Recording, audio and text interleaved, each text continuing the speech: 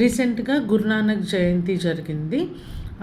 ఈ గురునానక్ జీ గారు చెప్పినటువంటి ఇంపార్టెంట్ సందేశాలన్నమాట. అండ్ ఏ రిలీజియన్ అయినా సరే పీస్ అండ్ హార్మోనీ ప్రమోట్ చేస్తుంది.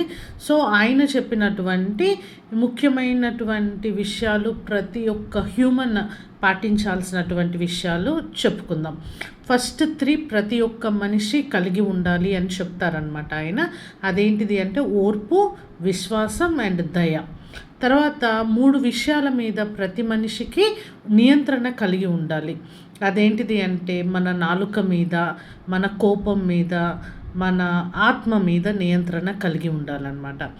అండ్ మనం ఈ 3 విషయాల నుంచి చాలా దూరంగా ఉండాలి. అదేంటిది అంటే అహంకారం, మోసం, అతిగా ఆలోచించటం నుంచి మనం దూరంగా ఉండాలి. అండ్ మనల్ని మనం ఈ 3 విషయాల నుంచి రక్షించుకోవాలి. అవేంటిది అంటే ఎవరి ద్వారా వెన్నుపోటు నుంచి రక్షించుకోవాలి, ఎవరి అసూయ నుంచైనా, లేకపోతే ఎవరైనా చెడు పనులు కనుక చేస్తే వాటి నుంచి మనల్ని మనం రక్షించుకోవాలి. అండ్ మనం ఎప్పుడూ కూడా ఈ 3 విషయాలని గుర్తుంచుకోవాలి. అదేంటిది అంటే దేవుడి గురించి, మరణం గురించి అండ్ మనం జీవితంలో నేర్చుకున్నటువంటి మంచి విషయాలు, పాఠాల గురించి మనం ఎప్పుడూ కూడా గుర్తుంచుకోవాలి. అండ్ మనం ఈ 3 విషయాలు ఎప్పుడూ కూడా మనం పెంపొందించుకోవాలన్నమాట. ఎప్పుడూ వాటిని పొందే విధంగా ఉండాలన్నమాట. అవి ఏంటిది అంటే జ్ఞానం అండ్ మర్యాద అండ్ భక్తి. ఈ 3 కూడా ఎప్పుడు మనం పెంచుకుంటూ ఉండాలి.